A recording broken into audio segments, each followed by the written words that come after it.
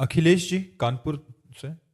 राधे राधे महाराज जी सतयुग में 10,000 वर्ष ब्रह्मचर्य से रहकर दाहिने पैर के बल अंगूठे पर खड़े होकर दोनों हाथ उठाकर मंत्र जप करने से जो फल मिलता था, वही कलयुग में केवल 24 घंटे नाम कीर्तन से उसी फल की प्राप्ति होती है।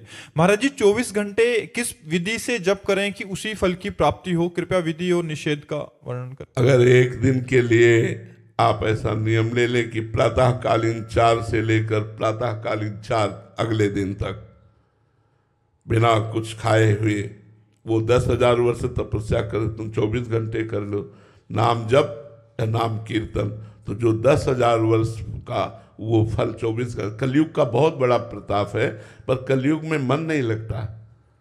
सबसे बड़ी समस्या ये है कि सतयुग आदि में मन बड़ा वो मतलब इतना मन को साधे हुए लोग थे कि कहीं भी मन से भी कोई पाप ना हो जाए। अपना तो अगर मन छोड़ दो तो पाप ही करता रहता है, और मानसिक पाप का भी दंड दिया जाता था। ये तो कलयुग की कृपा कहो कि कल करे एक पुनीत प्रतापा, मानस पुण्य होए नहीं पापा।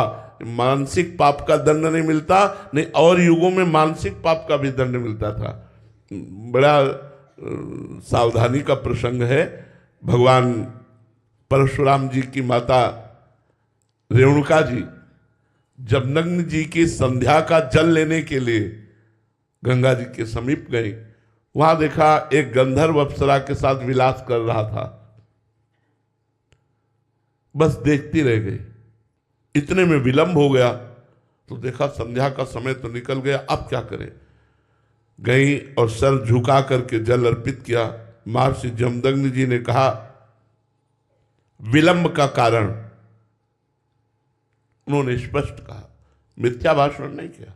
उन्होंने कहा गंधर्व अप्सरा के साथ केली कर रहा था, उसको देखने में हमारी रुचि हुई, इसलिए अपराध।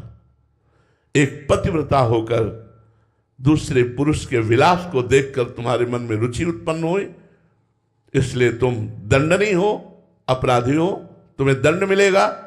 अपने पुत्रों से कहा उठो और इसका गला काट दो। किसी की हिम्मत नहीं हुई कि मां का गला काट दे। थोड़ी देर में देखा परम ब्रह्मचारी भगवत स्वरूप भगवान परशुराम जी फरसा लिए उपस्थित हुए, हर समय अस्त्र रखते थे।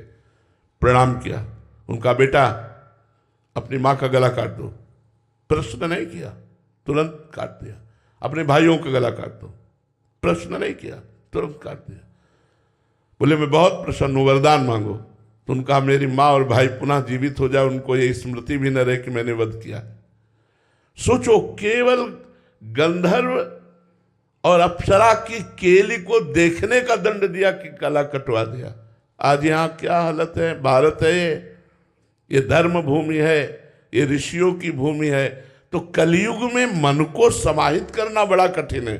24 घंटे मन को एक मंत्र में लगाना, एक नाम में लगाना। हम तो कहते हैं प्रयास करके देखो, बहुत अच्छी बात है। 24 घंटे न सही 10 घंटे तो लगेगा, आप लगा के देखो।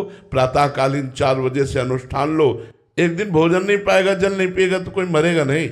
24 घंटे आज प्रातःकालीन 4 बजे से कल प्रातःकालीन 4 बजे तक मंत्रानुष्ठान।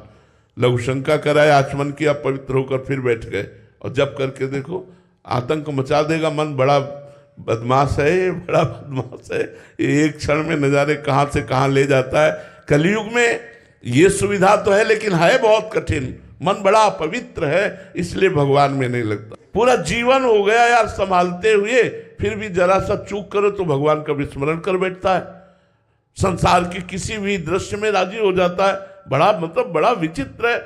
हम तो इसीलिए कहते हैं कि नाम जप करो, अपने कर्तव्य का पालन करो, क्योंकि साधना करके भगवत प्राप्ति करना बहुत कठिन है। वो हम सब लोग देख रहे हैं, अपने लोग देख रहे हैं। आप उचित धर्म पूर्वक विषयों का सेवन करो, नाम जप करो, अपने कर्तव्य का पालन करो, इसी से भगवत प्राप्ति हो जाएगी।